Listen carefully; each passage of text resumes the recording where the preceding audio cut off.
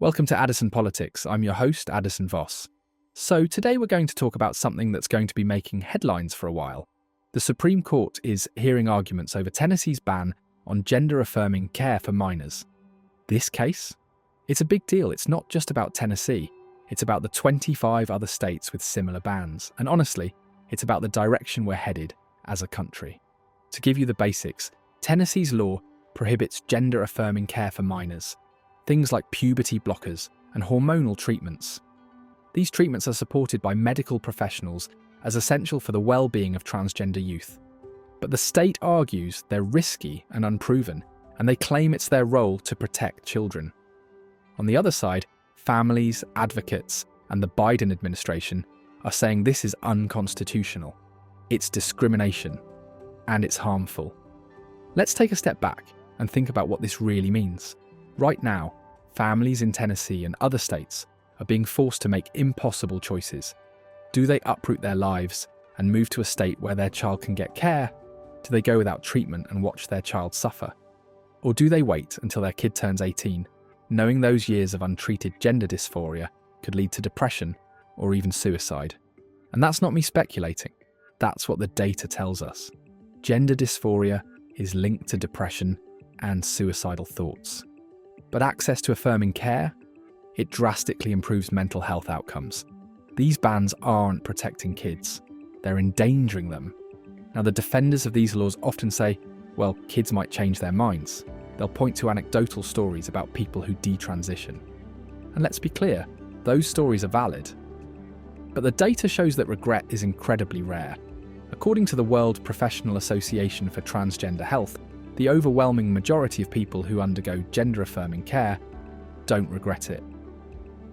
So this idea that these laws are necessary to protect kids from making irreversible mistakes, it doesn't hold up. But let's get real about what's actually driving these laws. This isn't about protecting kids. It's about control. It's about using fear and misinformation to push a broader agenda that regulates the lives of transgender people. What bathrooms they can use, what sports teams they can play on, and now, whether they can access medical care.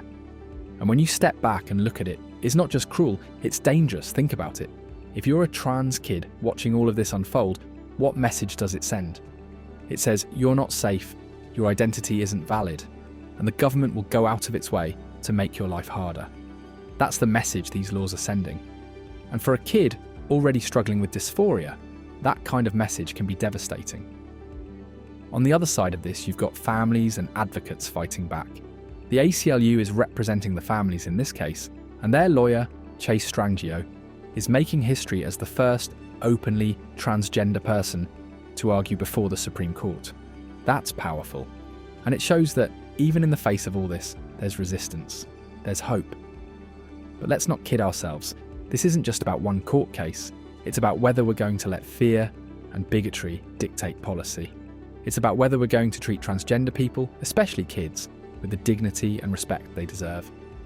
And honestly, it's about whether we want to be a country that values freedom, or one that picks and chooses who gets to have it. So what can you do? First, stay informed. Cases like this don't just happen in a vacuum. They're part of a larger movement, and understanding that context is crucial. Second, stay engaged. That means supporting organisations and advocates who are fighting for transgender rights, having conversations that push back against misinformation, and keeping an eye on what's happening at the local and national levels. Because here's the thing, what happens now sets the tone for the future.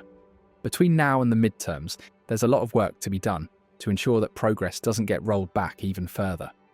This isn't just about one court case, it's about standing up for human rights, every step of the way. Alright, that's where we are. Let me know what you think in the comments. What do you see as the best way to push back? Thanks for sticking with me. Stay informed, stay engaged, and take care of each other.